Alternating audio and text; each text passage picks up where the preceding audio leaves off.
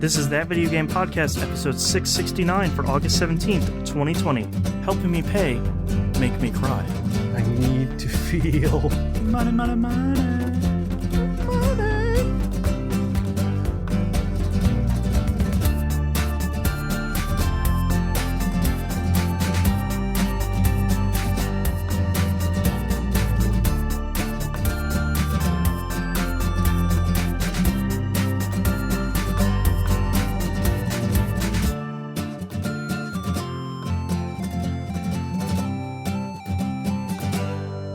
Welcome back to another episode of That Video Game Podcast. I'm your host, Boston. Joining me as always is Moonpier. hello. And the Nymph.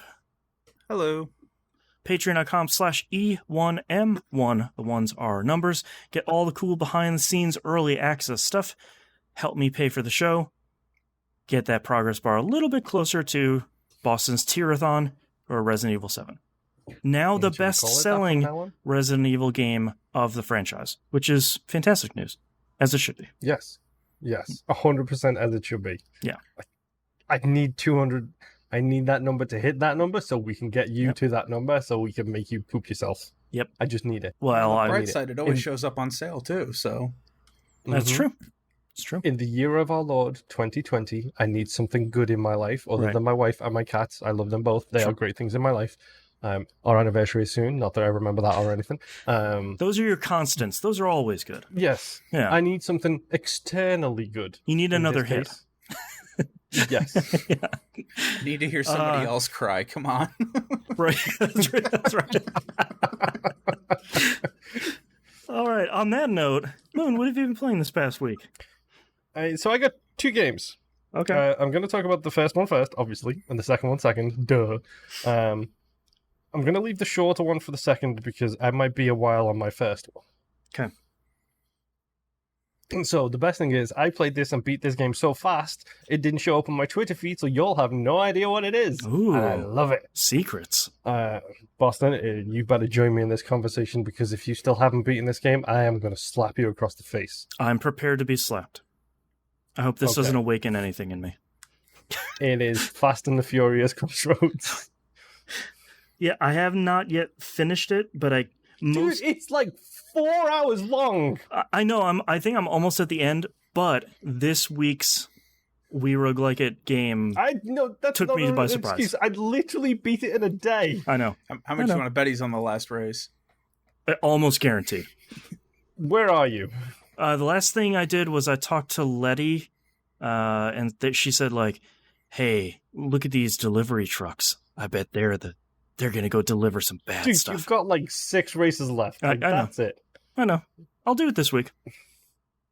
Okay, so I'm just going to spoil some stuff from this game for you. Please do. I'm not that precious about this one. No, nobody should be that precious about this game. Okay, so you remember how everybody was lamenting the complete lack of B-tier licensed games? Yep. Yo, baby, they're back. Right? Crossroads is here, man. 1,000% they are back. And I am here today with you people, the listeners. I'm not talking to these idiot hosts of mine. I'm talking to you, the listeners. To right a wrong. Okay. Specifically, to right a wrong from last week when Boston said the driving in this game is fine. That's he fine. lied to you, folks. He 100% lied to you. Are you going to say the driving is not fine. It's terrible, dude. Okay. I feel like I have played some really terrible driving games in the past. It functions. It's fine. Dude, I played so many driving games in my life. Yeah. And this is not good. I'm not saying this is like Forza 7 or anything. For starters, right, I'm going to try and avoid spoiling too much of my notes here because there's a very big one coming later on. All right, here is my notes. This tiny little section here that you can't see because it's too bright, but you get the idea. This tiny little section is my notes on the last game I'm going to talk about. These are the notes for Fast and Furious. Pages upon pages of handwritten notes. I don't know what that big scribble was, but that looked pretty elaborate. I'm excited to find out, yeah. I will get there. That'll be in a little bit. So, first and foremost, let's talk about some references. Yes. The game throws out references a lot, obviously. You got some obvious ones, the New York Cars, Suki's Crew, whatever. One you missed, Boston. The Racer's Choice. The store that they buy the fuel from is the store from Fast 1. Oh, I caught that, but I didn't mention it on the show. But yes, it very clearly like shows like the Racer's Choice. It's like, all right. Have you met the third movie character yet? I don't think so. Okay, so Roman is in the game. Oh, I knew that. Yeah, I haven't run into him yet because the game is very much like featuring the voices of these three people. 100%. First and foremost, actually, let's talk about the Barcelona location title card, shall we? Yes. And how great that shot is. Yep. Like, it's a really good shot. Roman makes a reference to "This better not be about no damn cigar," which I love. It's good. So, great. I'm not going to talk too much about the references. You'll get them if you're a family member. #family. Yep. If you're not a family member, they'll just be bits of text that you can squeeze on by. Also, I love the fact that it's called the Fast Family Album. Yes, great. It's really good. It's really called the Fast Family Album. I love that so much. Okay, so Dom looks weird. Yeah. And Vin Diesel himself looks weird, but this version of him looks weirder still. Yeah. Like just a little bit off. It looks like a Madden player, including the pads, except they haven't drawn the pads. Yeah, he's pretty big. The character models are okay. Yeah. They're not great. They're not terrible. Roman actually looks the best out of all of them, to be completely honest. Okay. Letty looks fine. Letty looks fine. The lady who plays Cam, number one, Cam is my favorite character in this game. Okay. She's one of the two people who you play the game as. She's the one who likes hybrids, for the record. Okay. Non-binary, which I love. Sure. And I love the fact that she is referred to as they, them. Okay. The entire game. Normalizing pronoun choices is a good thing. Yep.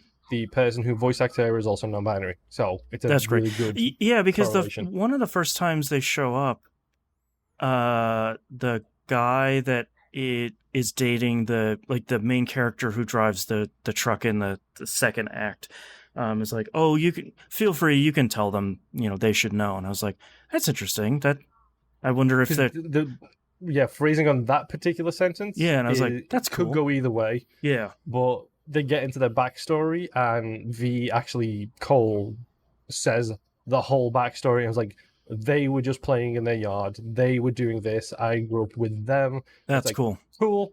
Non-binary, fantastic. Yes. Don't know what the elfish tattoo says on her neck. Oh, yeah, I don't know.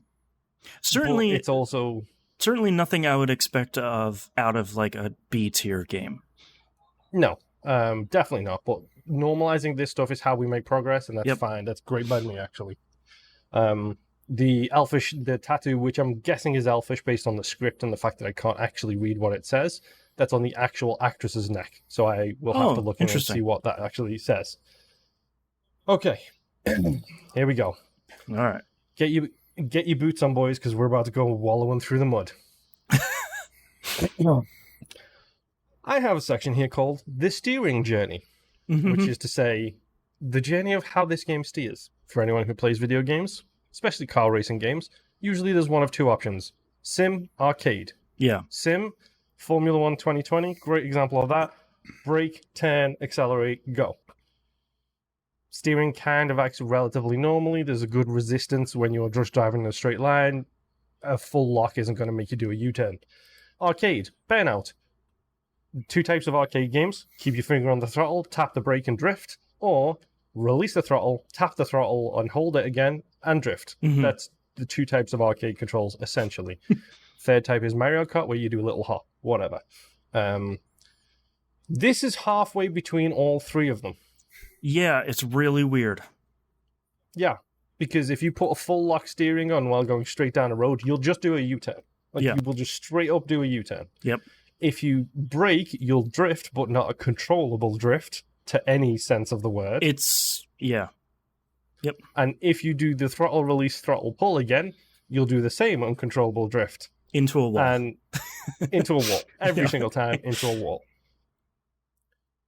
So the key here is, it's an arcade game where you have to steer around corners like it's a sim. You release the throttle, you turn, you power on. That's how you get around corners in this game without doing ridiculous, like, smashing into everything Yep. that you see. You can't change the camera angle.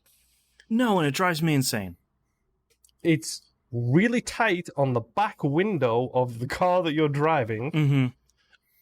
unless you're towing something. More on that later. And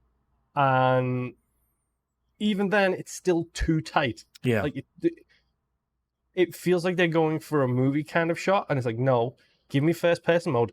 I paid to be Vin Diesel. I want to be Vin Diesel. Show me his hands, man. I want to see those hands on that steering wheel with that dashboard that you can clearly see you've modeled really well through the back window of this car. Mm-hmm. Yeah, I can't go in first person mode, or even bumper mode, or bonnet mode, or anything like that. Daytona USA had more camera angle modes than Fast and Furious Crossroads. And it's just so surprising from like the team that made Project Cars. Let's talk about this. Yeah. I don't buy it. No, this has to be like brought to you by the same studio. It's like, yeah, but like which sub studio? It also has Trigun in it, which is a development studio, I believe. Okay.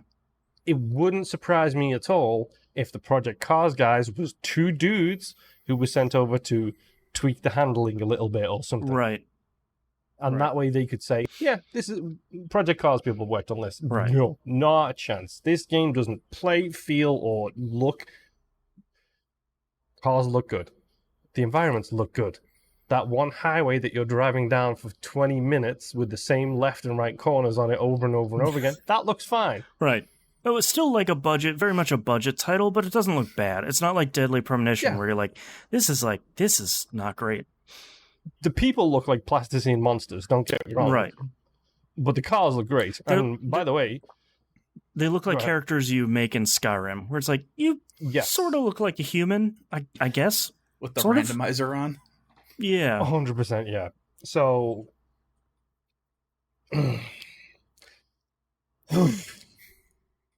Clearly, the budget for this game went on 3 things. 3 voice actors. Yep. 1 title license. Yeah. Yep. And all of the car licenses. Yep. Like, there's literally the 3 things I can see that would cost them money to make this game, because there's a lot on the rest of it that clearly didn't cost a lot to make. Yeah. And speaking of things that games 2 decades ago got perfectly right, I want more corner indicators than an up arrow, a right arrow, and a left arrow, please. Yeah. If I have a 90-degree turn coming in front of me, give me a 90-degree turn arrow. If I have a little wibble to the right, like a very mild, to use my reference I've made here, Rally Games did this 2 decades ago. And I'm not kidding when I say Rally Games did this 2 decades ago. Give me a soft right 1. Right. Soft left 2. Right hairpin 9. Like, right. 5 different images and this problem is solved. But no, you give me 3 and I see a straight right arrow and like, well, there's a 90-degree corner coming up, brake, turn, drift into a wall because it's a 2-degree corner. You're just drifting off a cliff. Yep. It's... That's why you don't follow your GPS like that. Dude, there is no GPS. There is no map. There is no mini-map. There is no road map. There is nothing like that. It's literally a big yellow street sign in the middle of the road in front of you. And like a point off in the distance that's like 2 kilometers away. And it's like, okay, how do I get... Like, can you draw a line on the road, maybe? Do I go through these shortcuts? Do I follow the main roads? Do I do this? Do I... Whatever. My next note here says, this is the game all about Dom's dramatic exit. By the time you've hit the game, Boston, he's already done it twice. Yes. About 3 more times before the end of the game, and you'll be fine. Great. You'll have Dom's dramatic exit will be done. Speaking of references... Hey, Boston. Yes, sir.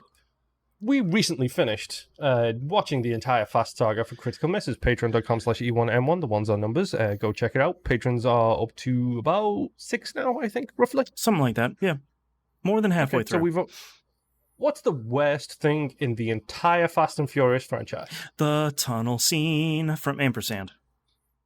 Okay, so what would you not want to reference in a video game about Fast and Furious movies? That would be at the top of the list. Would be number one, don't talk about Fast ampersand Furious, and number two, Oh, talk about it, make references to it, just, never mention the worst tunnel sequence in film history. Moon just holds up his thing that says there are tunnels. Why? Yeah. The Fast Saga movies have never done tunnels right.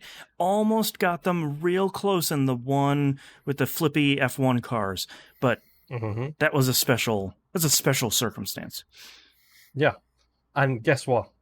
Oh, These tunnels look exactly the same as the ampersand tunnels. shoot me in the Exactly face. the same. The same wooden frames. They're I about swear 3 to times the God. width because you can't have a 1 car wide tunnel in this game because the cars don't steer. Right. Why Crossroads? Why would you do this? We've been so good to you, Fast Saga. Why would you betray us so? So, moving on to my next point. By the way, in case you can't tell, I beat this game. I have every single player achievement except for one, and it took me literally like 5 hours. Yep. Full disclosure here, I am raking this game over the coals. I didn't pay for this game. I got this for free from a friend of the show. Thank you, Monkey Senior, for sending me a code For to my punishing me. nightmares. I paid $60 for this game, by the by. I think this is the I only know. full price game I have purchased this year. Mm-hmm. No, I also bought Animal Crossing. So 2 games. You are a braver man than me. Yeah. Well, dude, in 10 years' time, you're going to be playing full price for Animal Crossing anyway. So That's true. you didn't have to say that. It's true. Or more. Um, Yeah. So, I beat the game. The story is completely and Fast and Furious insane, Great. but more like an ampersand insane. Okay. Let me clarify this. It has an ampersand insanity Uh-huh. till the second to last mission, and then it gets a 5 insanity, Uh-huh. which I liked, or maybe a 6 insanity I might go with. Yeah, I'll go with a 6 insanity, not a Sure. 5. It's not as good as 5. Right. It's a 6 insanity. It's got a 6 insanity for the last couple of missions, which is genuinely hilariously stupid in a Fast and Furious kind of way. Great. I love it. And one of those is Dom's dramatic return is one of those, obviously, because he's already done that 4 times. After he disappeared half an hour ago. Yes. However, before this game was released, you may have seen me tweet something specifically related to this game and this game's achievements with the words, "Go F yourself." Uh-huh. The other half of the achievements. Yeah. Literally 25 are single player achievements out of 50. 25 are multiplayer. Yeah. Number 1, go to hell with this. And crap. it's like pushing it from moment one where it's like, yeah, you play multiplayer. Look at this create your own crew. It's like, I don't want to do any of that. And it has a season pass. Oh, God. For what? And What? Never mind. It has a season pass because it has a multiplayer mode. That's literally why it has a season pass. Come on, it's 2020. Get with the program, Boston. That's right. Season 1 of Crossroads. Get to rank 160 cars, drop in an island. I wish that would be more interesting than what. This would Actually, be the that would game be to do okay. it. Yeah, like I'd play that. Really That'd be great. would. Okay, so it has a multiplayer mode, Yes. and it's me, so I have to try the multiplayer mode. Sure. I ain't not playing 400 multiplayer matches. Mm-mm. You go straight to hell. 400, like, minimum, by the way. Mhm. I'm not playing 400. Go to hell. Do not pass go. Do not collect $200. Take your season pass and shove it where the sun don't shine. Have you played 4? So, I thought we discussed this. I think I might have mentioned it. If it goes in Game Pass, it might have a decent online community because then you've got people who basically haven't bought the game who will gladly plump a bunch of multiplayer mode into it.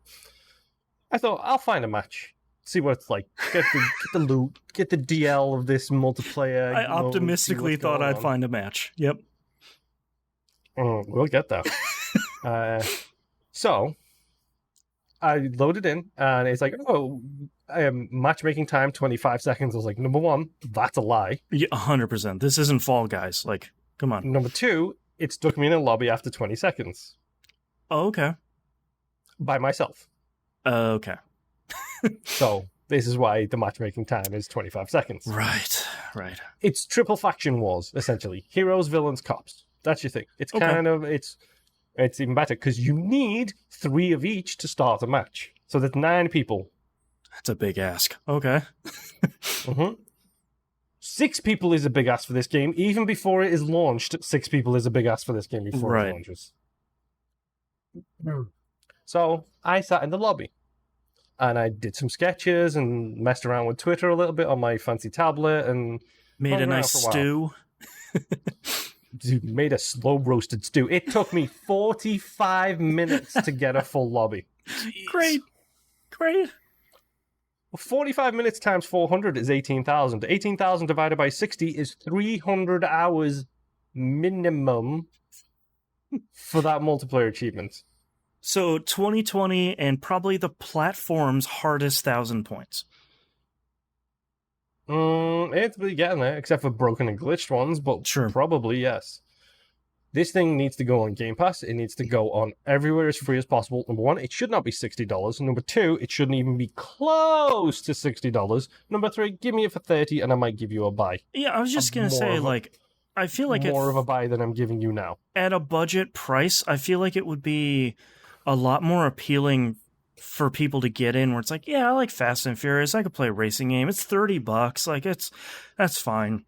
And like, you would almost think that if you could get enough of an audience, we're not game developers, so like, take this with a grain of salt. But if you get enough people in and then you start charging for like season 2, season 3's passes, then you can have a longer profitable tail on the game as opposed to, I'm not buying that for $60, so you're not getting anything. So let me tell you about the season pass. Cars, titles, little fancy things for your logo, new license plates. These are all part of the season pass because, of course, there's a player card and cosmetics, and you got your background and your banner and your logo and your. They're just copying Call of Duty at this point. They have sprays. Oh God! They literally have sprays. Does the car spray? The car sprays. I hate this. I have chosen the DK spray, which is a car going sideways in a big circle. I'm perfectly fine with that. That's really good. So that is my spray of choice. So the multiplayer works like the single player, where it's here is an objective, go use your harpoon guns or your missiles or your EMPs or whatever stupid BS tech that you have. All on the your Fast vehicle. Saga stuff, yeah. Yeah, go use that stuff to do this target. Villains have a tank to protect. The heroes have a tank to stop. And every single level, the cops have heroes and villains to arrest. Okay. Weird. All right. It gets better because there's takedowns, just like you have in the single player, which is basically an advertisement for the multiplayer at this point. You take someone down, it's like, take down, Dom, took down, blah. Except this time it's Moon, took down, Weed Smoker 420. Right. It's like, of course. And like every time I see that screen, it's like, yeah, man, I could be playing Burnout Paradise. Yeah. Yes. Yeah. But Burnout Paradise doesn't have missiles that come out the back of my car. That's fair. And I can't do that like left to right, like shunting thing, which would be great. Yeah. Oh, let me tell you, a broken right bumper is really fun playing this game, where it only activates every 3 times I press it, just so you know. So anytime anyone's on my right, I'm just like trying to get it to go. So part of the season pass is cars. The hero car that you can unlock with the season pass is Paul Walker's Toyota Supra from, I think it was 2. Okay. So you can get cars with different skills and stuff like that. You can unlock these vehicles for Thingo. The villain's car is the flip car. I mean, that's the one I want. I want the flip car. With the season pass, it's the flip car. Do you get the first season free for purchasing this $60 game? I got the first season free because I got the deluxe edition. So if you got the deluxe edition, then yes. I pre-ordered it, so I got some sort of green car. I wonder if it's the same O'Connor one. That might be the Supra. Yeah. I think it is. But yes, so you unlock cars. The cars have skills. You have an XP system that levels up, and it does my favorite thing that multiplayer games have always done. That's sarcasm. I know it's hard to tell with my tirade I'm on right now. But the higher level you get, the more powerful your skills get. Right. So guess what happens when you're a level 0 person and somehow there's a level 58 dude in your lobby and he's not on your team? That's going to be a real bad time.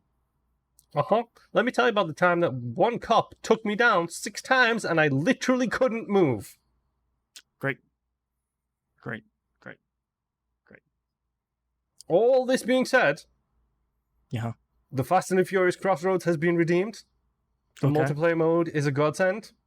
It is my favorite multiplayer mode of all time because, as my notes here say, but, when you level up, it has loot crates. Heaven help us. It drops a giant safe onto the screen in front of you, Okay. and then a charger does a big loop-de-loop around it, grabs a grapple hook, and then pulls the front door off this safe, and then all your rewards come spitting out. Okay. That's great. I love it. That's like the Genuinely, that's the one great fantastic. thing from this. Yep. like, great little moment. Dude, don't buy this game. Yeah. Not you, obviously, you bought the game. Yeah, you I'm have in. to rationalize your decisions. I'm a That's fine. #family idiot at this point. Like, I bought the game. If you have a rental service available and you feel like renting it, knock yourself it's out. perfect. 5 hours, you'll be done with the single player game, and you can walk away. If it comes to Game Pass, give it a shot. Yep. Who cares at that point? Whenever it Game comes to Pass, Games PS with Plus, Gold, PlayStation Plus, like, give it a shot then. Dudes, just dudes. Like, I miss the B game. I miss the B tier game. mm-hmm. I miss the B tier game like Iron Man and the Captain America game, which were not great, but decent little character action games. Disney's Bolt is one of the best character action games that exists, and that is a B tier game. Right. B tier licensed game to make it even better. That's a quality product. I don't miss this kind of B tier licensed game. Yeah, the ones that are just not great. It feels like they give them 6 months at minuscule budget and said, we've got these licenses, these people, and this name for the game. Make something within that budget. And they did the best they could. There's like 3 locations, 4 maybe. And they did what they could. Yeah. But yeah. But with like 6 months and It's not- $100,000, they made what they could. It's not great. And now that my 30-minute tirade about Fast and the Furious Crossroads is over, let's talk about the other thing I played. Okay. Carrion. I have completed the game Carrion, which was spoiled by my Twitter feed. Yeah, I really like Carrion. Yeah. I don't know if you've continued playing it using my my methods boss. No, where you I'm- do one small section then quit. I'm hoping to this week because I need to start making progress on some other stuff other than the roguelike we're playing this month. Yeah. Is it just me, or is like the past 2 roguelikes, Mm-hmm. the one we're doing now and the one everybody's listening to on the main feed now, I believe, the past Game Club game are all old games that have literally destroyed our plans for gaming for like a month and a half in 2020. Yeah, there's a bunch of games that are sort of like, I don't know, this could be sort of okay. And we were talking about it on We Roguelike It, so I won't spoil it. But like the cover art for this recent game we're playing, a We Roguelike It, is sort of like, I don't know if this game's gonna be for me. And it's like 2 runs later, I'm like, oh no, I'm in trouble. Mhm. This is this is not good. And it's a roguelike, so Yeah. you can very easily put 40 hours into it and be like, oops, I didn't play this 2020 release that came out yesterday. Yeah. Thankfully, the latest We Roguelike game is a 2020 release, so there's a little bit less guilt. Yes, Yeah. true. But yes, anyway, Carrion. I have completed the game. I have seen the ending. I absolutely adore the way that game ends. Perfect. A game Good. with very little plot has a really great plot moment for the final couple of sections. That's exciting. I love the achievements in it. It makes very referential achievements, like when you get the secret room stuff. Like it makes like jar references because you're opening secret jars to get secret Right. abilities. For example, Jean-Michel Jarre is one of the achievements for getting 15. It's pretty good. It's pretty good. And I'm going to spoil this now because most people don't pay attention to trophy names or trophy descriptions. But the final story-based achievement you get in Carrion, that's Carrion, there is a reason I'm spelling it, is Carry On, comma, My Wayward Son. Okay. Yeah, that's pretty good. Yeah. Literally, that's the final story-based achievement in the game. Yeah. I like it. And I got to the story beat that happened with. The thing started happening, and then while movement was taking place, it popped up and it was like, Carry On, comma, My Wayward Son. I was like, oh, that's great. It's literally perfect. genius. Yeah. It's so good. So if you don't want to spend $60 and you're a Game Pass member, pick up Carrion instead. That's about another 8-hour experience that you can complete and possibly have a good time doing so. Yeah. But yeah, that's all I've been playing this week. Sorry, guys. It's Fast and Furious has literally made me want to punch things right now. I didn't realize how mad I was until I sat down and started talking about how mad I was. Right. All right, Nimp, how about you this week? Well, I didn't fare that much better. So, my one game that I'm going to talk about today is Ghost of Tsushima. I have beaten it. Nice. There is going to be very, very light spoilers that I'm going to talk about. Not related to story or lore. This is all like mechanic scene stuff. related. Yeah. When you complete the game, they basically give you an awesome reason for going back and finishing exploring, which is something that's very rare in an open world game, any of them really. So they leave that open so you don't have to complete everything your first run through. You can go back. They give you an objective once you beat the game that makes you kind of want to go back and finish playing everything else. That's all awesome. The thing that I want to talk about is the very last duel in the game. Like I said, I'm not going to ruin anything story-wise or anything. This is all just place setting. You are in an old Japanese cemetery. Dope. And there is a red maple tree on one side, cherry blossoms on the other side. Yeah. And the ground is just littered with these petals and leaves. Yeah, dope. The weeaboo in me is intrigued. Yeah. When your character and the last enemy that you have square up, you realize that the cemetery is also on a cliff. There is a setting sun in the background. Oh man, real samurai business. Yeah, no, this game starts heavy on samurai and drops heavy on samurai at the end. Nice. I mean, once I had beaten this game, it was like, that was freaking awesome. Yeah. I really love how the story ended. I really love just the whole story in general, the lore, the random bits of stuff they have in this game. I freaking love this game. Yeah. And I kind of do want to keep playing it, even though I've beaten it. Well, I mean, you can still 100% it because it sounds like all the optional, like the side stuff sounds really, really fun to do. I did. So a lot of the side missions that you can do are, you've got basically like character driven side missions, and then you've just got your random, find the Sanari Shrine or whatever. I did all the character side missions because those do actually give you more lore into what's going on and what's happening in that world. So all of those I had completed, and when I beat the game, I think I'm at like 64% for trophies. So the rest of it's just mopping it up and getting what I missed. Right. But I mean, the lore of this game actually made me do a little bit of research on how much of this is factual and how much of this is like, Hollywood magic or whatever. And a lot of it is pretty factual. Okay. Obviously it's a video game, so a lot of it's made up too.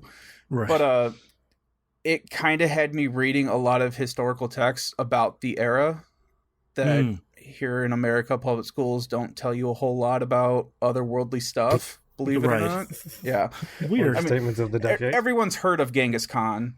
Right. But no one's heard about the other Khans. Or I doubt a lot of people know about how the Khans pretty much took over Japan. Or, that kind of stuff. So there was a lot of extra real world historical reading that I was doing because of this game.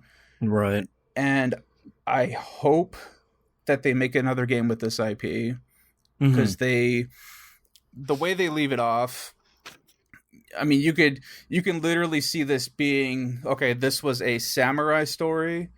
The next quote unquote ghost game could very well be, this is how the lore of the ninja took over in Japan. Oh, okay. Because you're Sure. slowly kind of heading in that direction with your character where, yeah, he was a samurai, but he's starting to do some real ninja stuff right now. Right. And it's not really acceptable in this time period. Right. So I think that would be a really cool thing for Sucker Punch to try to take over. It's like, okay, so let's try to introduce how the lore of being a ninja started, kind of thing. Mhm. So it's really great. I could see them taking, either they could try to make a direct sequel. I would love that, and I would play it another samurai game. Mhm. Or they could just try to do another ninja thing, or they even drop off some things about something else possibly happening in the game during that Ooh, time nice. period. So they've got, if they wanted to, they have a lot of directions to go. And if they don't ever touch it again, that would suck. But I mean, Right. it's a really good game. I really love it. I highly suggest everyone pick up this game and play it. Yeah. So, Yeah. but that was it. Like, I had 4 hours this morning, and I managed to get through the last bit. So, Oh man. yeah, there's a lot of heartache at the end of this game. So. Yeah. Yeah, I did love the fact that like I made a throw me some 2020 suggestions on Twitter, and your response was literally Ghost of Tsushima. Yeah. Yeah. Well, and the cool thing, I have a screenshot that I'll post on Twitter later. When you beat the game too, and they throw you back into the world, they have a reason for the character, you know, for why you're playing the character that you're playing as, and I'll leave that ambiguous. Your character is sitting at a table writing a letter, and it takes you a snap second to realize that, hey, there's like this origami thing that kind of looks like a car. Mhm. Which is kind of weird, and obviously several hundred years too early for that concept. Right. And then all of a sudden I saw Ratchet's face as an origami thing. Great. And then you start to look around and you see Kratos' axe as an origami axe. Oh, That's God. And then pretty there's good. one of those satellite long neck dinosaur things from Horizons. Yeah. There you go. Yeah. They've got all kinds of cool stuff at the end of this game. It was That's really cool. awesome. So, Man. yeah, I love this game. I Definitely. love the fact that you said car and then named a whole bunch of like really big franchise names, and not including Gran Turismo, which is obviously the Right. car. Yeah. Right. Well, because at first, the way the camera angle's situated, all you see is this red thing. And it's like, because it's origami, it looks like this polygonal mess. Mhm. And so you're sitting there. Also, Gran Turismo. Yeah. Heyo. So you're sitting there looking at it. It's like, what is this red thing that you're looking at? And it looks like a car when you look at it and you think about it rationally as a modern person, but you're trying to place in that time period, what the hell is this red thing on the table? Or is it And like, are they pulling an Assassin's Creed and it's like, yeah, I know about cars and like robots and all that stuff. Whatever. Yeah. And then you see the next thing that I noticed was the long neck. I'm like, that looks like, oh, that's the long neck. That's a car. And that's Ratchet's face. And there's Kratos' axe. Awesome. Right. I'm like, I got it. All right. So yeah, so there's a lot of cool things. I love this game. I highly suggest people picking it up. It's going to be hard to beat this out of my top 3 for this year. Nice. So Let me tell you about We Rogue Like It. There you go. I'm kidding. I also finished a game this week. I finished Final Fantasy VII Remake. Nice. I certainly did not expect that ending. I will not be spoiling it because it's still too new, but I had a prediction early on of where I thought that game was going to end, sort of with how the first act finished up with the original game, and it sure does not do that. it kind of smacks you around a little bit. Yeah, I don't think the ending was 100% successful for me. I don't think it's bad, but it definitely veers off in... The majority of the game is playing... being sort of loose with the plot line of Final Fantasy VII. And you eventually figure out why, because the game has a really, really fascinating meta commentary on how far can a remake separate itself from an original work. And it addresses those things in some really interesting ways. And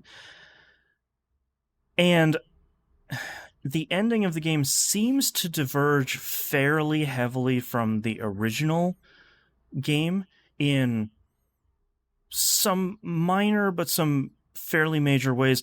There's a character that shows up in the Final Fantasy VII Remake in like the last 10 minutes where it's like, hey, wait, what? Why are they here? Wait, what is happening? That's not the timeline? Wait, what? So like there's some interesting stuff where they're sort of... Is it Kate Sith? No, the cat that sits on top of Kate Sith does show up for like a hot 3 seconds in a big storyline thing. I'm like, hey, it's him. All right. See you in a little bit, buddy. Whenever part 15 comes out, I guess. See you later. No, I can't say who it is because it's too big of a spoiler. But I don't want to too heavily judge the ending of Final Fantasy VII Remake Part 1, because it very much is, here is the end of the Midgar story, and here is how we're resolving them leaving Midgar. And then, like, number one, the last line of the movie is really great, or the game is really great. But, like, it still is very open-ended because obviously there are more parts. Like, the game even says, like, the journey will continue in the future. It's like, see you for part 2. So come back in 2025 for Boston's full thoughts on the Final Fantasy remake starting from probably on the PS6. Would be generous. Yeah, on the PS6, we'll see the conclusion. So I don't want to too heavily judge it. I think there's so much going on at the end that it is still taking me a little bit of time to wrap my head around what happened. I will say, possible spoilers if you want to go into this game 100% blind. Skip forward a couple of minutes. Not the largest spoiler. If you've played this game for more than 3 hours, what I'm going to talk about. I wonder if this game would have been better with no Sephiroth in it. And I know that the original game largely doesn't have any like sightings of Sephiroth until you get to Calm, and like you get the full story dump about why he is so great. And I understand why you would want to have Final Fantasy's most popular villain in your game, especially his game. But I wonder if the tension would have paid off a little bit better had you not been seeing him fairly regularly, and maybe the first time you run into him is in the Shinra building. I obviously they're not going to change it now, but it's one of those things I think of as like, have you been showing your hand a little bit too early by kind of having him show up every couple of hours? I finished this in 31 hours, not going for the platinum. It's not worth it. Hard mode is not worth it. Hard mode is not worth it, and the chapter skip kind of sucks. Yeah. Like, the chapter selection is very much like, all right, you pick chapter 10. You gotta sit through all this storyline and slow walking stuff just to do this thing. It's like, I'm not. I got stuff to do. I largely really liked Remake. I think it's really solid. I like the battle system a lot. It's incredible looking. The new soundtrack is really great. The new version of One Winged Angel is incredible. Which, as someone who doesn't like One Winged Angel, it's incredible. I think when we were talking about it the other week, I think we were all talking about One Winged Angel and the various covers on it. Yeah. I literally went and I listened to like 5 different versions of it right after the show. I did too. This new version is really good. And I liked it. And the largest piece of feedback that I have heard from people is that, like, well, the story's really confusing in it, but I won't play the original. And it's like, then you won't know. Dude. Then it's not done. The story in the first one is just as confusing, I'm guessing. Yeah, the story in the original is fine. The translation didn't really do it any favors, but it's a fairly straightforward thing by the time you get to the end. I still don't know why Cloud is in the wheelchair. Because he fell into the live stream and it jacked him up. Yeah. Okay, then why does he wake up spoiling. from the wheelchair? Because he gets trying to over come in, his sorry. imposter syndrome during all of that. Yeah, basically he's having a he- mental breakdown, and the live stream just kind of jacked up his personality more than it already was fragmented to begin with. having you like wanna an break down Final existential Fantasy, crisis. I got time. Yeah. Because I know there's the whole thing with him and Zack and Sephiroth Yeah. and Soldier and blah, blah, blah, Yeah. blah, blah. It's just like, Angel, if Dude, you want to go to I the don't other one. give me a good moody squall any day of the week Yeah. rather than whatever's going on with Cloud. I think that's one of the larger selling points of this one is I feel like everybody except for Cloud had really strong characterization in the original. And Cloud was just sort of Squall light. Diet Squall. Like he never really had a super great Preschool. Yeah, right. He never really had like super great characterization, and I think in this one they do such a good job of him being stoic, but having a bunch of opportunities for that armor to fall every once in a while and get like he's a normal dude that like did some crazy stuff way too young, and I think that is one of the bigger selling points in this is you get a better character out of Cloud who wasn't always a great character in the original. Yeah. So Cloud is Liquid Snake. No, Brother! he is Solidus. Okay. Oh yeah, there you go. Yeah. Wait. Okay, if we're going to go down that line, then Liquid is Sephiroth and what? Thingyo is... Yeah, I mean, really, if you want to put it into context, all right, so Cloud is Solid, Sephiroth is Liquid, and Zack is Solidus. Boom. There you go. Got it. Okay. So I think I just want to go on my soapbox here for a minute. If you're not going to play the original and you're only going to play Remake Part 1, you don't get to complain. There's a lot of stuff that's in that game where it's like, why is Tifa wearing a cowboy hat? You'll find out later. It sucks. Like, or you can spend the $7 and play the original, which can move at triple speed and give you God mode now. So you could just go do that, or you can shut up. But yeah, I will say that I do like a lot of the extra story stuff. I like that there's enough story in there that if you've played the original, you know what's happening. But I like that they've tweaked just enough. Yeah. That even someone who's played the original, it's like, all right, where's this going? Like the ending of the game. Yeah. Once you've seen everything that's happening in part 1, it's like, all right, I know what should be happening in part 2, but I don't know what's going to actually happen in part 2. And I kind of like that. Yeah, and they like throw a fairly large monkey wrench in like the last couple of minutes of cutscenes where it's just like, cool, I don't know how you're going to resolve this, or if you are and I'm just misunderstanding it, but like I'm very excited for part 2 whenever it comes out, just to see. I wasn't expecting this game to diverge at all from the original, and now that it is, I'm very excited to play more of it just to see how they handle the rest of it. This was really good, and I think it's now on sale for $40, maybe permanently. And if you have a PS4, or a year from when it came out on PS4 and Xbox One, it will. I would really recommend it. Whether you liked the original or not, it's such a different work that I recommend it pretty wholeheartedly. Unless you really don't like JRPGs, then just don't bother.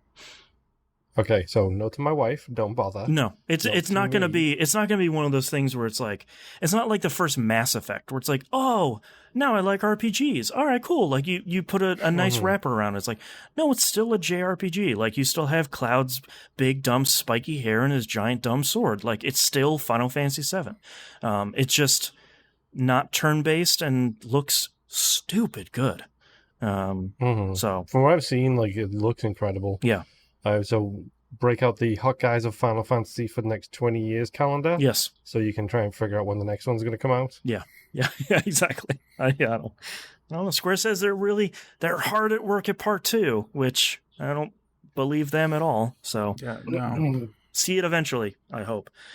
I did play some more Fall Guys. I did get my first win finally, largely because the person in front of me didn't realize that you have to hit R2 to grab the crown and just bounce their face off of it, which was really great. So I now have one victory, and that will probably be the only one, because as much as I enjoy this game and like playing it a little bit every day, I'm not that great when it comes down to the last round. Yeah. So, yeah. Last game here that I've been playing, I got a PC key for the Marvel Avengers beta. And we've been talking about this game every once in a while when it comes up, and I don't think any of us are particularly excited or interested in it. Nope. Let me tell you, it looks beautiful from what I've seen of screenshots. Like it looks real good. And don't think it looks like it plays particularly well. I kind of like it. Yeah, but dude, this is a loot game, and you are a Diablo head. I don't really care about the loot in this. I mean, at the very least in the beta, it doesn't seem like it makes all that much of a difference. I expect in the full release it will. I gotta say, Crystal Dynamics, stop showing the beginning of this game. It sucks. The beginning of the beta starts with the tutorial, and it sucks. It is, I'm Thor, and then I'm switching to Iron Man, I'm switching to the Hulk. It doesn't look great. It runs fine. There's like 3 people. Is this the thing we saw at E3 like 2 years ago? 100%. It's the same thing again. And like, I get it. You're showing the controls for each individual person, and you're kind of meeting all of the Avengers. If somehow you haven't seen any Marvel movie from the last 25 years, you don't know who Black Widow is, you get to know who she is. It doesn't control as well as the other stuff. It's not super interesting. The thing that I did like is when you are playing as Black Widow, you get a fun boss fight against Taskmaster, who has like the right outfit on, not like the one in the movies. This is very much a comic book game as opposed to a Marvel movie game. And it was a cool boss fight where you're dodging at the last second, and it's like slowing movements down because you did a cool dodge, and you're Which time except in Russian? Yes, very much so.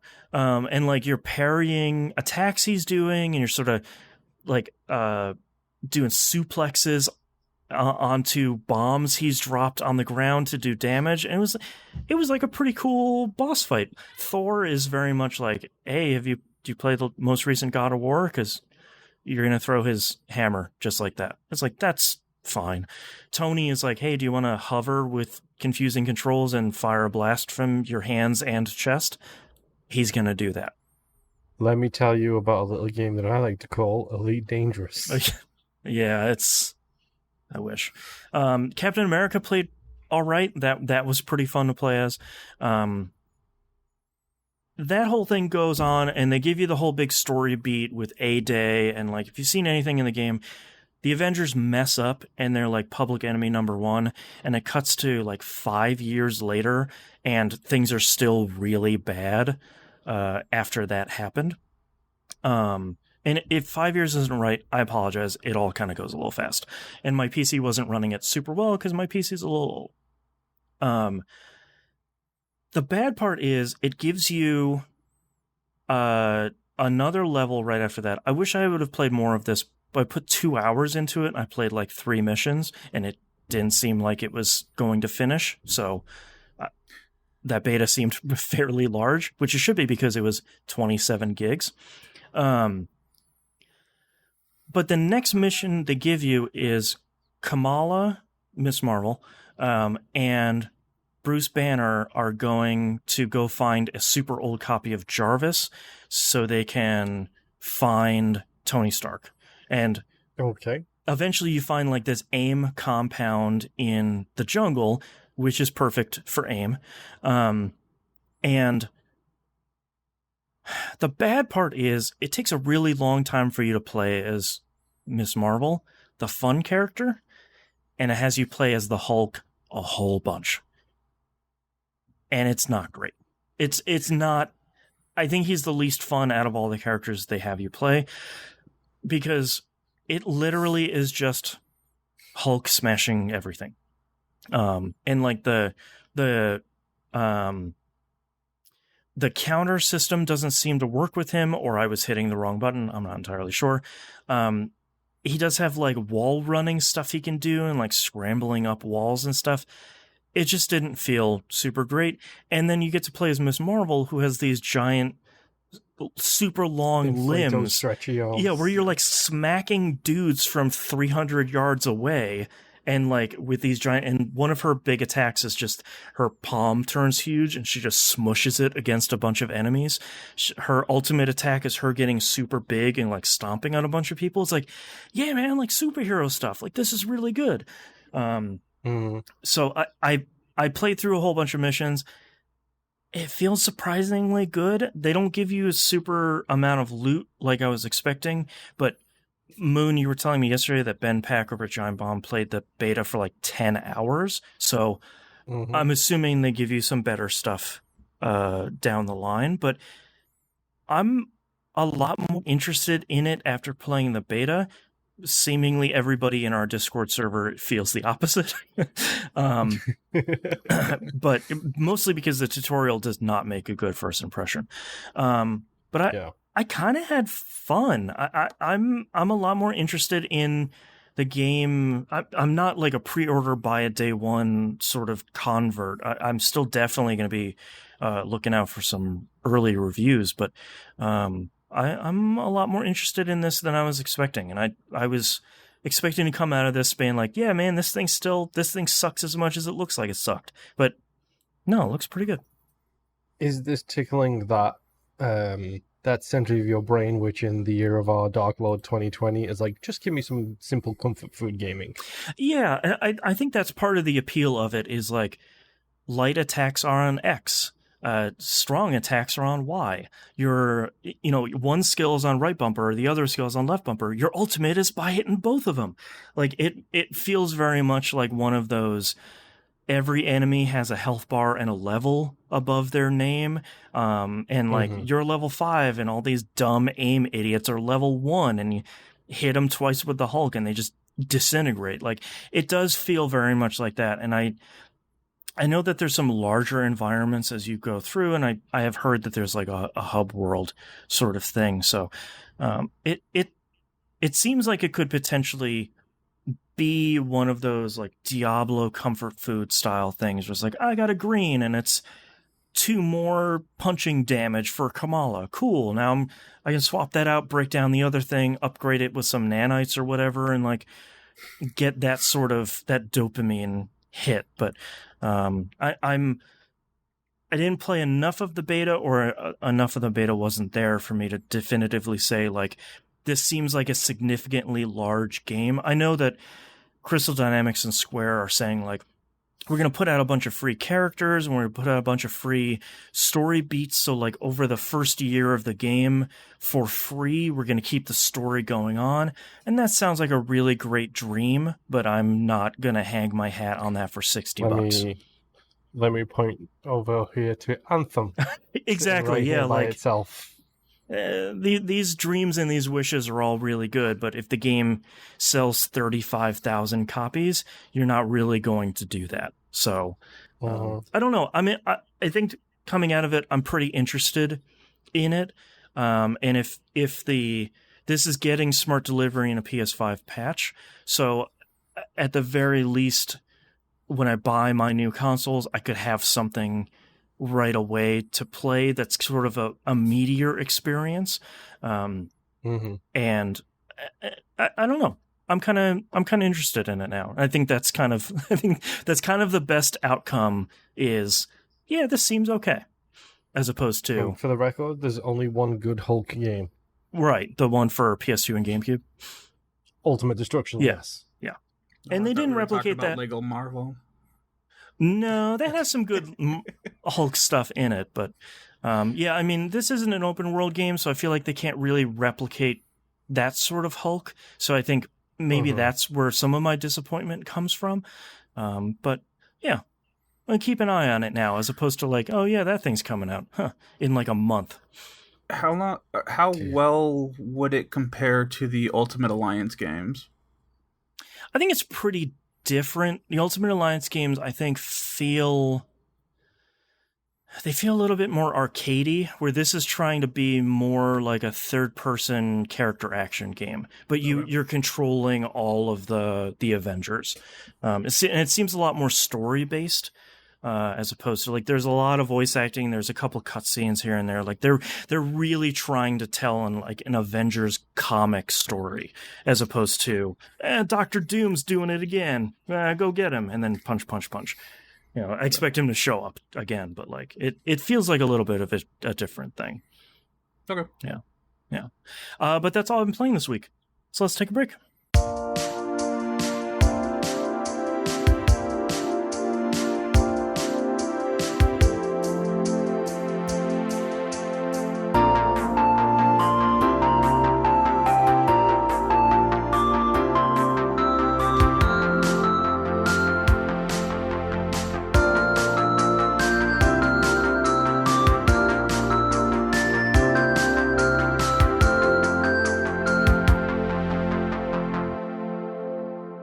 Let's talk releases for the week of August 17th, 2020.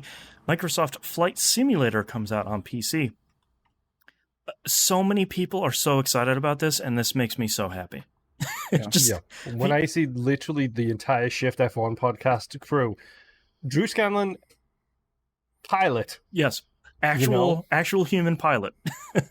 Like, people like those three people basically coming out and saying, yo, this is the hotness. Mm-hmm. It's like, okay. I don't need to buy a HOTAS. I don't need to buy a HOTAS. I don't get me wrong. I now have two purposes for it, which is Microsoft Flight Simulator and Elite Dangerous. But I don't need to buy a HOTAS. You need just get three... the Xbox One HOTAS. It works on PC and Xbox. I know. Shut up. That's the whole point. But then you have to buy a couple more monitors, and you have to buy a better desk and a chair, and then next thing you know, you're on TV for like building a completely accurate cockpit for. My Strange Addiction. Can't tell you how many times I've watched videos about people who built Elite Dangerous cockpits, and it just keeps giving me ideas. It's so fascinating.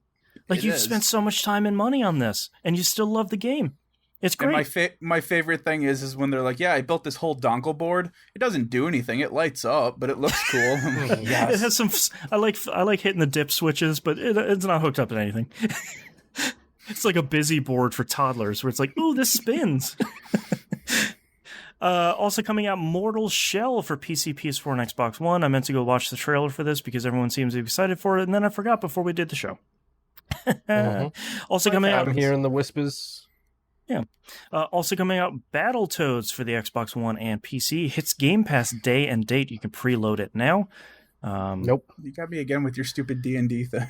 I'm going to check this out because the screenshots are not indicative of how the game moves, and the trailers have not shown a lot of gameplay. So I feel like I feel like this is one of those extremes games. Either it's like Streets of Rage 4, where it's like, this should not be this good. Okay, that's a genuine surprise. Or it's the other end of the spectrum where it's like, yeah, this is about as Sonic 4 bad as I thought it was going to be. So who knows? With Game Pass, the investment is fairly low. Oh, I totally forgot to mention, by the way, Xbox now has a new feature on their games library, which is a surprise me button. Just so you know. Perfect, on the Xbox dashboard. So you guys finally got that randomizer on the game. Perfect. If you hit if you go into My Games and Apps library, and then if you just on the Games tab, very top right-hand corner, just says, surprise me. Perfect. So, yeah, because that was as my wife says while playing Siege, you can let Jesus take the wheel. Yeah, Moon and I have been praising that over on the PC side for a while. Where it's just like it's like a D20 where you hit surprise me, and it's just like, how about this game? It's on Game Pass, so good for them. Danganronpa 2: Goodbye Despair Anniversary Edition is coming out on iOS and Android. I didn't really hear anything bad about the first one on mobile, so I'm expecting that it is just the game with touch controls, which should work perfectly fine. So if you wanted to get into Danganronpa, I don't think they're available for purchase right now on the PS4, so this is probably a pretty good place to get them. Is that because they're Vita games? No, the licensing is moving from one company to another. I was going to say, isn't this the one where the publishers lost the license and now the developers are getting the licenses? Yeah, and then they're like themselves? handing it over to Xseed from someone else. So it's like it'll be down off the store for a week and then it'll be back available. Yeah. New Super Lucky's Tale comes out on PS4 and Xbox One. I'll probably check this out when it gets cheap because I like, bright blue sky character platformers. And last but certainly not least, PGA Tour 2K21 comes out on PC, Switch, PS4, Xbox One, and Stadia. This, AKA the Golf Club. yes, the latest golf club. This is HB Studios has been purchased, assimilated, absorbed, Carrion style into 2K, and they rebranded the golf club games because like last year it was like the golf club with PGA Tour, and this year it's just like, hey, it's 2K21. It's just getting this branding back. So very excited to see what this turns out to be. Happy to see it's coming out on Switch because I feel like this, as wide of a net as you can cast with these games, is good. Yeah. Definitely. Since I guess we'll never get another Tiger Woods game again after the last... No, because he doesn't exist anymore. Justin McElroy is the person you're thinking of. Yeah, God, that game just... Wait, no, it's not Justin McElroy. That's the tennis Rory guy. McIlroy. It's the other guy. Yeah, Rory. That game bombed so hard, and it was fine. That was an okay EA Sports golf game, but just... The golf club had Eventually, happened. So the licenses get so annoying that they're the same game year after year that you just don't buy them anymore. Yeah. Hi, FIFA. Hi, Madden. How you doing? Whoops. Yeah. All right, let's move on to news stories. I just titled this one Fortnite Craziness. Can I, please? Can I? Yes. Can I take this one? Because I can sum it up pretty quickly, and also I want to throw out two big shout-outs. Sure. I will start from the beginning. Okay, no, I'm not going to stop. Okay, I will do that once you're done with your summary. Forza put a bunch of options to buy on the Fortnite. Oh, sorry, Forza. Fortnite put stuff in their app which allowed people to buy stuff through their app that bypassed the Apple App Store, so therefore Apple got annoyed. Apple banned Fortnite from all iOS devices. Yes. That's the long and short of it, basically. Well, to specify, when Epic did that in the store, there were two options. One was buy from the Apple Store, let's say 1,000 V-Bucks for $10. And you can buy through Apple, and they'll take her 30%. Or buy through us, and for $8, you can get 1,000 V-Bucks. Whoa, super cool. So then, of course, Apple and then Google both took it down from their respective stores. Yeah, so... Epic, knowing full well what they were stepping into, yes, already had lawsuit papers ready to file. A 65-page lawsuit where it's just like, oh, weird, they pulled us down. Look at this lawsuit I found. This is the exact same thing. Crazy. Here you go. You know those archos where it's like, here's one I was working on earlier? Mm-hmm. It's that swap. Through the magic of television, the pot roast is done cooking. Exactly. It's that. So they literally immediately had a lawsuit ready to file because they knew this was going to happen. So they can literally let's get into the corporation versus corporation war. Specifically, Epic is suing over anti-competitive prices, which, guess what? Apple are so guilty of that. Right. So is Microsoft. So is Epic. So is Steam. And so is a lot of things. And now they've sued both Apple and Google. Mm-hmm. Yeah. Apple, who are like, no, we want to ensure the quality of everything on our platform. Also, here is a free game called The Fall Boys. Right. Weirdly enough. Weird. But the thing specifically I wanted to shout out here was, number one, the immediate lawsuit filing ready to go. Right. Hilariously transparent. Top move there. Number two, the in-game thing that they run. This is the Because I think this is the part where I turn on Epic. For me, this is chef's kiss. Like, don't get me wrong, they're all corporations. They're all evil and they're all D-bags. They're not your friends. No, they're not your friends. But the fact that the Epic remade the Apple 1985 ad in Fortnite models with a Fortnite character running and throwing a staffed unicorn into the monitor, I think that is such a superb touch of petulant class. Yeah, it just deserves to be mentioned. I would be okay with that if it wasn't weaponizing Fortnite fans with the hashtag. Oh, 100%. That's the problem. That's the part where problem. I really take an issue is like, us, your friendly corporation worth billions, is now saying, how about we fight against the man, another $1 trillion corporation? It's like, no, stop using the hashtag. None of them are your friends. Their Epic does not have altruism as their end goal. It would be really great if the iOS store especially would take less of a cut from developers, especially super small ones where 30% is huge. Because if you were to take 12 or 18% like the Epic Game Store does, that can help you reap more of a return on your game, which will help you fund your next game. 30% is a lot. But it should be, stop me if you might have heard a concept like this before, but it might be better if they did like some form of like taxation scale. A scale that slides potentially? The fewer copies of a game that is sold, the less percentage they take. That's just so crazy. I don't know how you guys did it in Great Britain, but here in America. But I think my concern is at the end of the day, the real end goal for Epic, they don't really care about the Google store because you can sideload Fortnite on there because that's how it started. I think the real end goal is to get an Epic Games launcher on iOS. And I think that's their end goal. If along the way that 30% comes down, great. And if along the way it helps Project xCloud get on iOS, that would be really great too. But I'm concerned about the collateral effects of letting Epic get away with whatever their end goal really is. Honestly, for me, this all boils down to let them go to the court of law. Let them get into hissy fights with each other. Absolutely. That's fine. Like you said, the weaponization of the people is the problem, especially the people who are 12-year-old kids who don't realize that nobody cares about you except for your parents right now. Right, and just like, I just want to play Fortnite with my friends. Like, why is Fortnite gone? Right. Like, don't loop them people into it.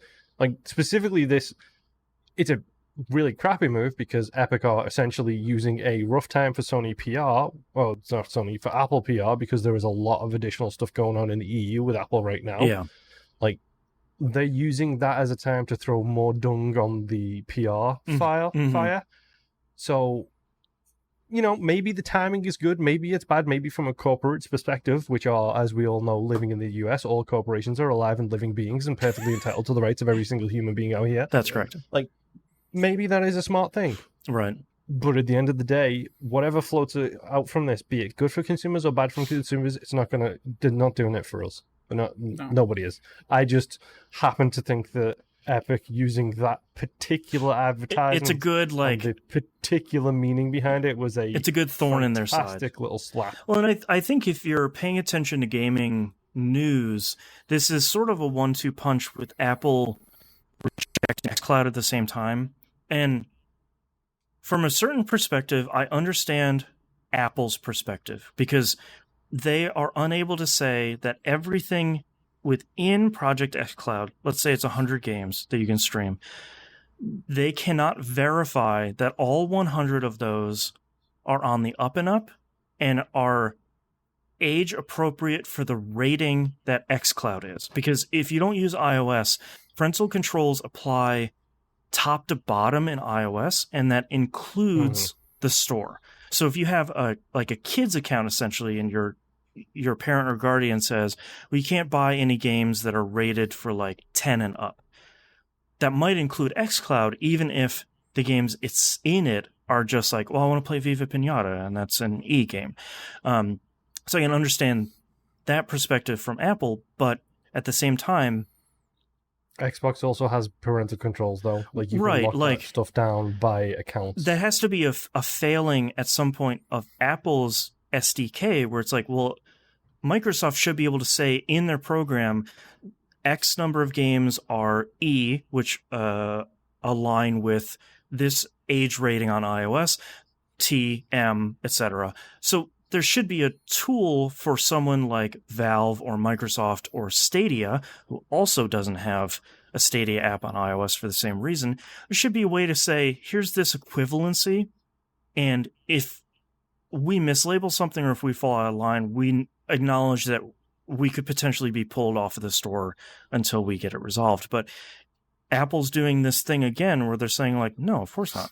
Like, why would we let this thing with 100 unknown, scary, dangerous games be in it? And then Fortnite, the largest game in the world, is now being pulled down by Apple. So it's like, it's this 1-2 punch of like, yeah, Apple, like, you gotta figure this out, and you sort of gotta get with the times. Google Store has its own problems, like Fall Boys, but like, that's more easily resolved. But it's also a giant, relatively open source platform on Android. Yes. Like, there's not a whole lot that you can do.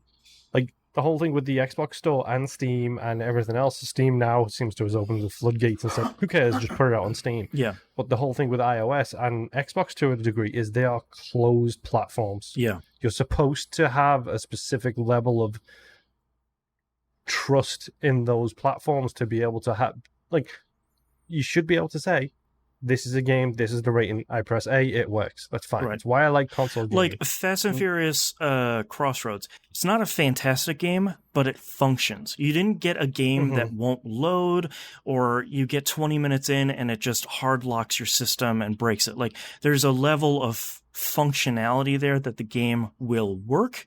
Whether or not it's good or bad, that's not what they're ensuring.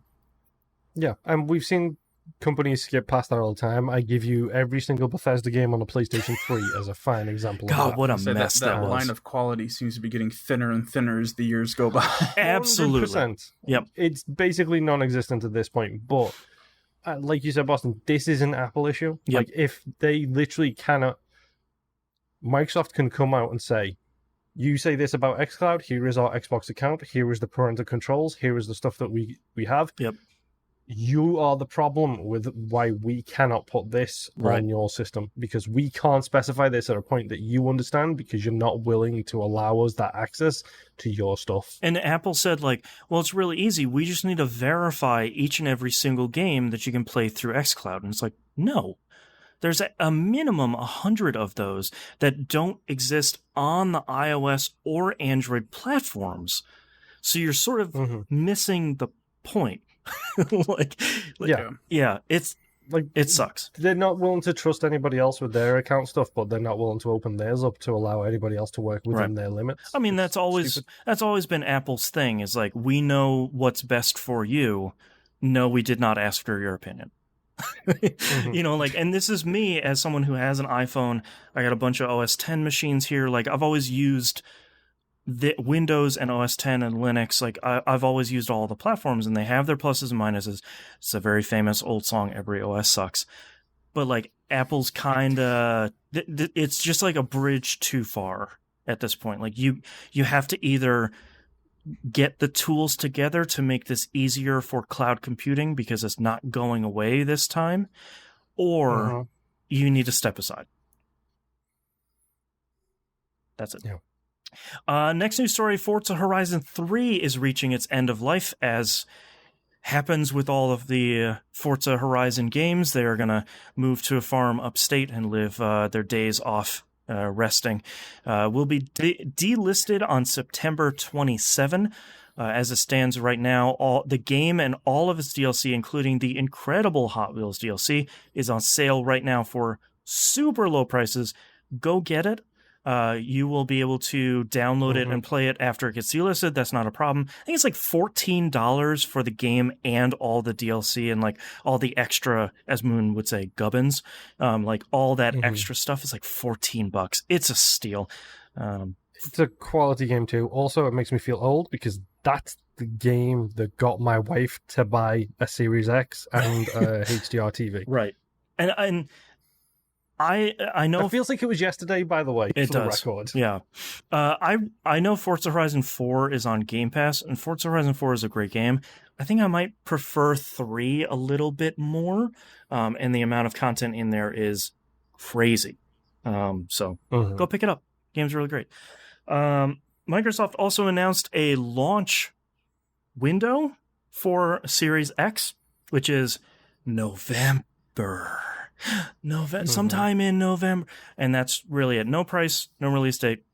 The only other thing they announced is Halo Infinite is not going to be day and date with I don't Series X. Care in the slightest. I mean, this isn't the most surprising thing. I feel like the worst thing you could potentially do with a new console launch is like be like putting out a bad Mario. Like if you put out Mario Sunshine, something like that. If you put out a bad Halo game. Hold up. I was waiting to see if someone would call me on that. Mario Sunshine is fine. It's not nearly as bad as everyone. I just wanted a meme. Mario Sunshine is a great game. Don't get me wrong. It's no Galaxy. It's no 64. Right. But Sunshine is a fantastic third-person platforming game. Yeah. You go play good. Bubsy and tell me that Sunshine is a bad game. No, Go play Bubsy released in 2020 and tell me that Sunshine is a bad game. Any game, yeah, other game is going to be better. Boogerman's great. Oh, because I just played Bubsy. No, Mario Sunshine is a good game. Everyone put their knives down.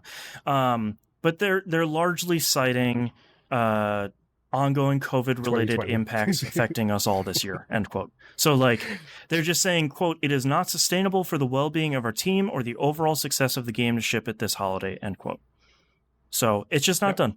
And, like, 2020 is a super weird and difficult year, as you should probably know. And it's just affecting a whole bunch of stuff. Like, Bloodlines 2 just got delayed into 2021 also, because it's just not done. Like, bunch of stuff. Yep. It's just not done, and that's okay. Especially in game dev, you can only do so much work from home. Yeah. Because you need powerhouse machines to do game dev at the best of times. Yeah. And I know a couple of game devs who literally have, like, my style of PC, which is a bare bones get through like the a consumer kind of PC at home. Yeah. Well, and then though, you need the internet to be able to pull down and push up the data. And hundreds of gigs. Great internet. Yeah. Yeah. Well, and I think not even talking about QA and testing, which is a whole nother mess by itself. Yeah. And I think it's especially important for the first Halo game on a new generation to be really great, especially when it's on Game Pass, because the friction for getting that game onto your console is really low, especially if it's shipping on both Xbox One X and Series X at the same time. The install base that has Game Pass and one of those consoles is huge, and if it's just a turd out of the gate, that's a lot of eyes on that game. So let me point to Exhibit A, the Master Chief Collection. Oh, I was just gonna say Anthem. Exhibit A, Anthem. Yeah. In also crazy Series X news, bringing a smidge of the real world in here. A little bit of looting happening in Chicago recently, and allegedly one of the items that was looted from the back part of a Best Buy was one of the items that fell from the back of a truck. Right. Wink. Use the street term, please. Right. That's right. Was the Robot White new controller that would be launching alongside the Xbox Series X. It works with mobile devices, Windows 10, Xbox One, and Xbox Series X and S. Wait, what? So this box, which apparently there's a whole bunch of controllers that were labeled don't display on store floor until November 16th, also shows Spoiler Lockhart. alert, guess what the release date is. Yeah, wink. Also, apparently is the verification for Lockhart. We usually don't talk about thin rumors. Like Alana Pierce is out there saying she got a DM from someone that said the Series X is going to be $600.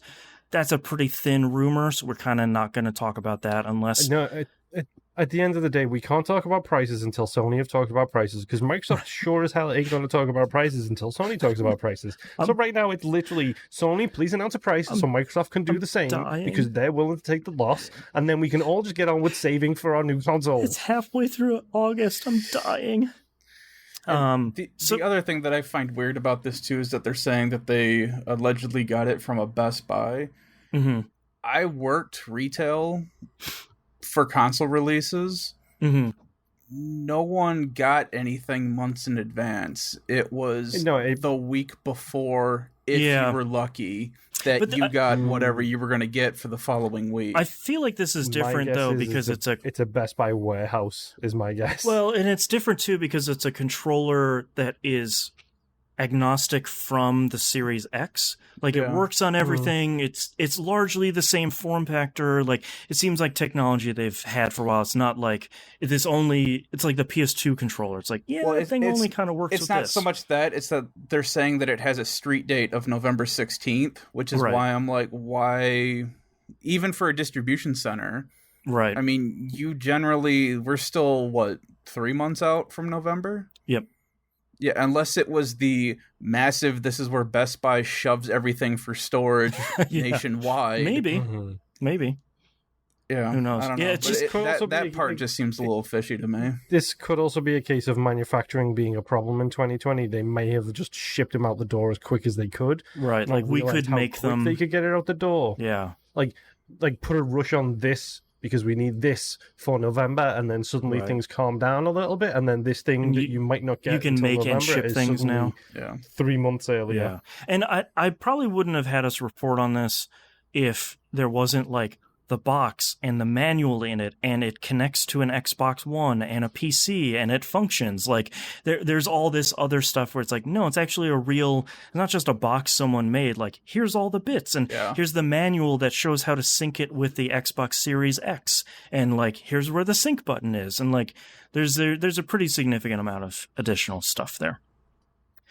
I'm also curious. The box, the image you pasted in the news stories here says for, para, and para. Yeah. Now, for English, por French. Yep. Para Spanish.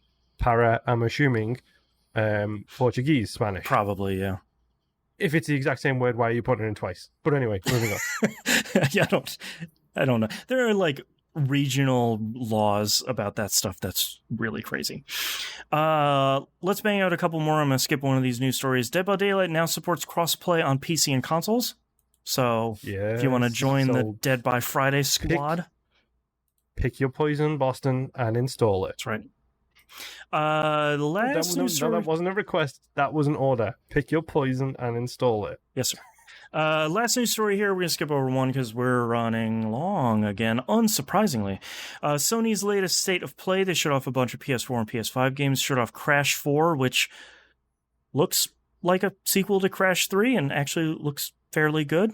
They showed off... I didn't know this was happening, and I don't know, I didn't watch any of this, so okay. Let's go. Yeah. I'll recap it for you. It was about like 40 minutes, and I'll hit you with the stuff that mattered.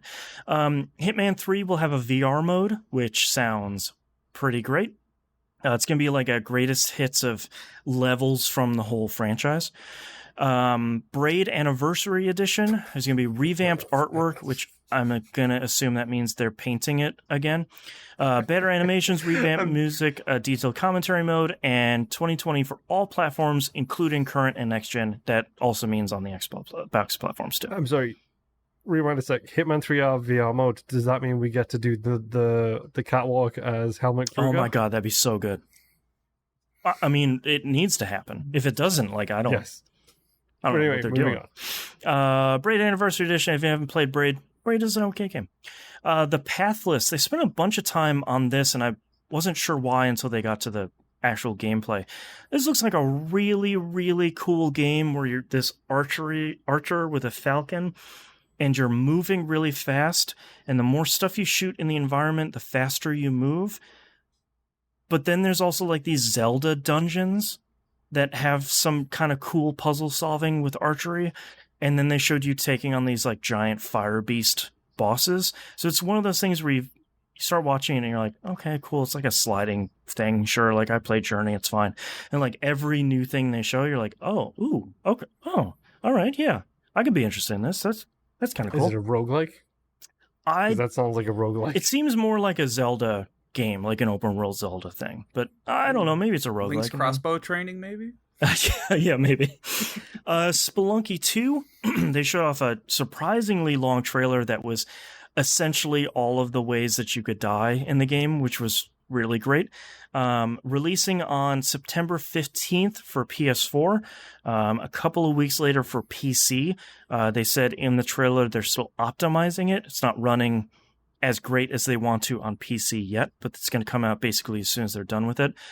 No word on the other platforms yet, but I feel like it's going to come out pretty soon because I don't think that's something you keep exclusive on a PS4. I hope not, certainly. They showed a gameplay trailer of Bug Snacks where it focused a lot on like trapping and capturing the snacks themselves. God, that game looks really good. They just showed off a lot more stuff of people playing the game, and it's like, okay, cool. There is like a game in there. It's not just an earworm theme song and you eating a bunch of ribs and having rib arms, which would be fine, but you know. They showed off a trailer for Control Expansion 2 AWE that starts with Alan Wake saying "Stay in the light," and then just finishes off with a shot of Alan Wake. So I'm gonna assume that Alan Wake is in at the Alan Wake experience. So. It's an altered world event, otherwise called the Alan Wake experience. Yeah, they Remedy came out and they're like, we haven't really connected all of our games before. You know, it's a lot of wink and nod stuff, and we're doing that now. It's like, oh, okay, sure. Okay, cool. I'll see you next gen when I decide if I want to play that game or not. But that's a different issue. Keep going. Yeah, they also announced that, hey, if you didn't buy the definitive edition with all the DLC, you won't be able to upgrade to the PS5 and the Smart Delivery version. See you later. And that sort of stinks. I get it from a software development branching standpoint, but from a customer standpoint, as someone who bought Control day one, sort of stinks. I'd like to play it on my PS5 with like ray tracing. The Pedestrian will be coming to PS4. If you haven't seen this before, this launched on Steam, I think last year. It's the one where you're doing platforming puzzles between street signs. So you're like hopping from one street sign to another to do platforming puzzles. Really cool. That Pokemon style game Temtem is coming to PS5, which I forgot wasn't on consoles yet, so I feel like that's going to be a pretty big deal when that lands. And then, bafflingly, Sony spent like 15 minutes showing gameplay trailers for Godfall, which looks way worse every time they show it. Like, this is a pre-recorded gameplay trailer. When I hear that, I kind of want to see some really cool gameplay come out of this. And what I saw was like what it would look like if I picked this game up for the first time and I kind of don't know the controls yet. It really, you guys got it. Gearbox, spend the money on the studio to get them to make better trailers. It just doesn't look fun yet, and Sony is really pushing this thing hard, and I do not understand why. And then they're like, that's Godfall. See you next time. It's like, oh, God. Okay. So, Godfall could be really cool. It just needs to come together in the last couple months here. Take a breath. Yeah. All right, let's move on to questions here. Nick R. Slick Nick writes us in an email that it is pretty significantly long because he sort of goes through a bit of an ordeal here, so I'm going to sort of recap it. He was playing Neon Abyss, got a blue screen, and he thought the game crashed. It turns out somebody had hacked his PlayStation account, and he signed Nick out of Nick's PlayStation to then sign into his to then make it his primary console. So couldn't get Sony on support line because it had just turned into the weekend. So wait until Monday to talk to Sony. Apparently Sony did a really great job of helping him reset the password, turned on two-factor authentication, which wasn't on before. Turn that on everything, everybody. It's super easy. And then he thought everything was okay. So then he gets to work on Tuesday. The other person had deactivated two-factor authentication on his account and gotten back in and then changed the sign-in name. So he had to get back on the phone with Sony, who then helped him set up a new email account, switch it over to this new email account to finally cut the cord on this guy that had hacked him, who Nick was saying wasn't even playing games that Nick owned, was playing his own games on his PS4 that Nick owns. It's just it doesn't even seem it's not even one of these FIFA things where it's I got in and spending your money. I can tell you exactly what that is. It's probably not games that Nick owns, or it's probably games that somebody else he's done this to owns. Because, sure. For example, Boston. Yes. Let's say, for example, that you wanted one hell of an Xbox library. Sure. And let's say, for example, that you had access to my login information and my wife's login information, and you set your console as our primary consoles. By your powers combined, I now have 700 games. Yes. Gotcha. You would be able to play any game that she's bought and any game that I've bought, whereas I wouldn't be able to play anything she's bought and she wouldn't be able to play anything I've bought. Which is how the quote-unquote game sharing currently works on digital purchases. Right. So now imagine you do that for 20 people. Interesting. All have your console as their primary console. Okay. Interesting. Almost as big of a library as Game Pass. Right. I'm just saying. Almost every game on the last 4 generations, yeah. He says, I got lucky with how everything turned out. He messed up one of my best runs in Neon Abyss. Won't forgive him for that. Thanks for letting me vent. Get the noise gun. Yeah. T-Bomb Rocks asks us a bunch of questions here in Discord. No. Yes. We should probably also say, happy birthday, Nick. Yes. Happy birthday. Oh, yeah. It's, yes. He doesn't have to work for the next 4 days, so he can still mess with all the crap that happened. Mm-hmm. What a dream. Enjoy those 4 days of fixing up that digital nightmare. Yeah. T-Bomb Rock says, with all that's going on, it's easy to not see the light at the end of the tunnel. Gaming or not, what are some of the things that are keeping you going through everything, or something you are looking forward to? Pizza, chocolate, trying to exercise, which I realize is counterproductive to the 2 I previously mentioned. It balances them out, right? Caffeine, nicotine, and honestly, just trying to distract myself with things I haven't seen before. There's a famous tweet that went around a couple of days ago, which is yo, people with anxiety issues watch the same stuff over and over again because we know how it's going to end. No surprises there, man.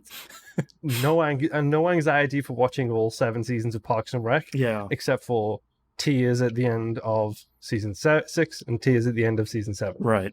Honestly, it's a little bit of everything. It's right now for me, it's doing everything I can to keep my mind busy. Yeah. For my wife, it's building a store and a base in DayZ. Right. We all have our stuff. Yeah. For Boston, it's kids' TV shows and Neon Abyss. God, heaven help me, yeah.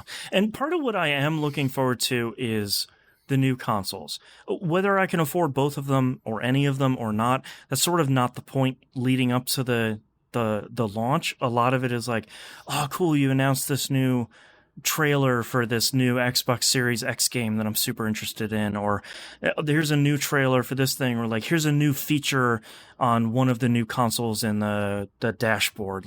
I like this I'm trying not to pay attention to the console wars stuff because it seems like it has happened even earlier this time, and it's at a fevered pitch because no one will release anything about either of them, please God. Dude, everyone is also at home still, Yeah. and also, going stir crazy and angry. Yeah. So yes, that's fine. So I'm kind of excited about the new consoles, like that New tech buzz.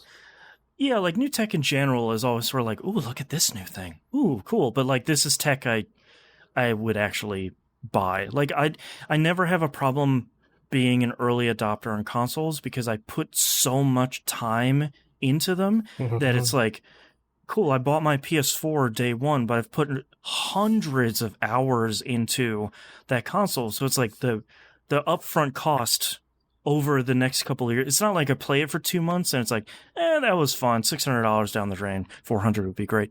But like, the investment price seems high early on, but it's not like learning how to play guitar and I learned how to play Wonderwall. And it's like, this sucks. That sort of thing. Well, it serves you right because you were not the one that was going to save me. I swear to God. Wow. You made the reference first, dude. I know. You cannot be mad that I just finished your reference for you. I know.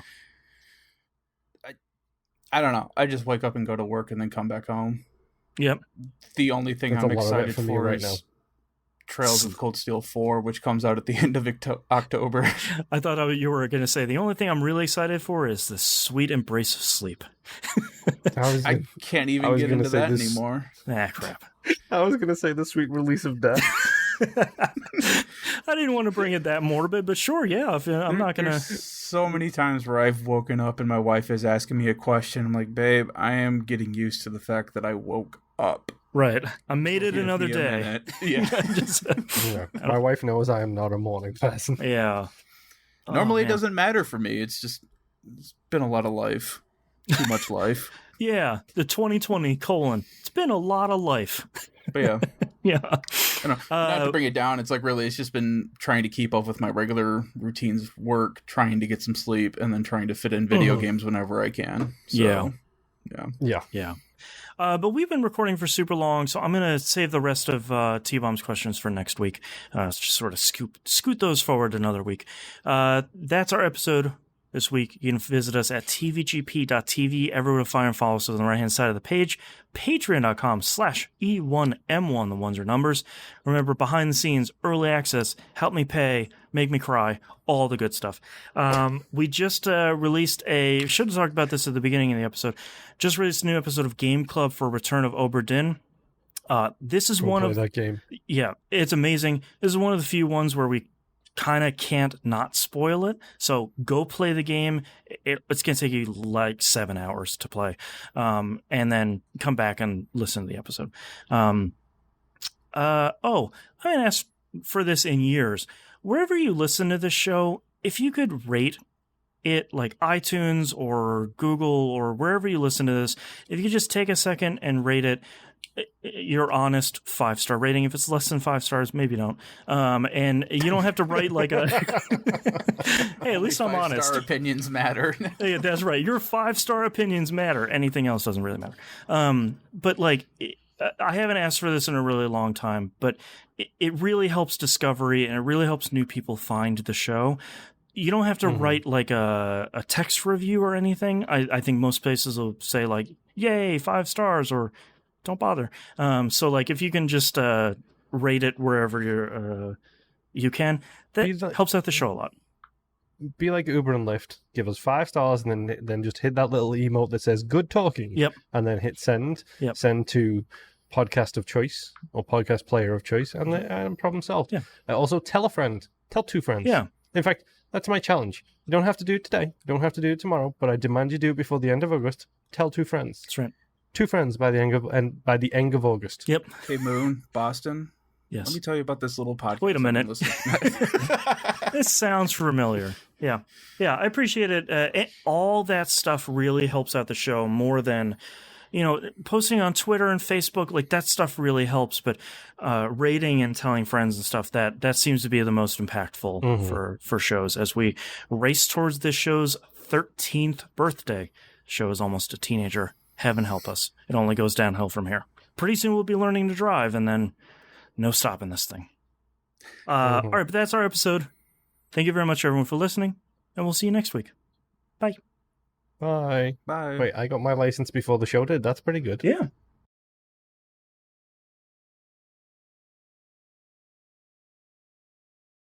You got your license before 13? Mm-hmm. Yep. Wow. I mean, I drove Real a car when prodigy. I was 8, but Yeah, but I mean, dude, that's I just got my definitely was American not license. legal, yeah. I got my American license before the show got its license. right. All right, Nimp, hit me with your titles. All right, here we go. I have Fast Family Album. She Likes Hybrids. Get Your Boots On, Boys. I Paid to Be Vin Diesel. There Are Tunnels. Ampersand Tunnels. Does the Car Spray? Hashtag Family Idiot. Diet Squall. And Help Me Pay, Make Me Cry. That one might be my choice, to be completely honest. Diet Squall. I have another crying one too. All right. Newsom. No. That you heard my brain just give up. It's been so hot here Sounded like lately. you're going to say Nimp again for a second. You just heard He my almost brain did, go. and then he corrected it to yesterday. Yep. Okay. Right or wrong, get with the program. I love mechs. But, the weeaboo in me, let me shoot things with my giant robot arms and legs. So Gran Turismo. Sorry, I'm being Musum. Tree Squall, My Strange Addiction, I play the guitar really well, Digital Nightmare, and A Lot of Life. I Need Someone Else to Cry, which is really great. Fast Family Album, I Paid to Be Vin Diesel, Does the Car Spray, and Diet Squall. I don't know. Jimbo Jangles in chat says dongle board, that's just fun to say. Yes. What was your last one, Nim? Help Me Pay, Make Me Cry. That's a pretty good one. That's got a I lot like of both good... the cry ones. Help me pay, comma, make me cry. I think it has to be crying related. Boston, what's the other crying one? I Need Someone Else to Cry. That might be better how it lands in the show, because it made all three of us laugh pretty hard. Yeah, and honestly, it's also... The other one is a little bit more lighthearted as a show title. That's a good point. Don't forget Hell Year. I'd be okay with Help Me Pay, Make Me Cry. Yes. Like a U2 song title. All right, I'm going to circle it. No, Help Me Pay, Make Me Cry is the anthem rap name. That's right. All right, let me know when you guys are ready. I'm ready. Yeah, I'm ready. All right, starting in 3, 2, 1. This is That Video Game Podcast, episode 669 for August 17th, 2020. Helping me pay, make me cry. I need to feel... Money, money, money. Money. Moon, was that your, like, Metal Gear Solid voice acting reel? Make me feel, Snake! No, I'm sorry, but I'm still so proud of the it's under 9,000. Like, that was way more accurate than I intended it to be. That one's really good, yeah. All right, thank you so much, everyone. Yeah. Oh, go ahead. No, I was just going to say, and then you just completely left me in a lurk, even knowing full well that's what you were going to go for, because it's the only thing you can do, and it's just, nope, mine short-circuited you. Yeah. All right, thank you so much, everyone, for hanging out with us, watching us live, listening to us. Really appreciate it. See you next week. Bye. See ya. Bye. And we can stop recording.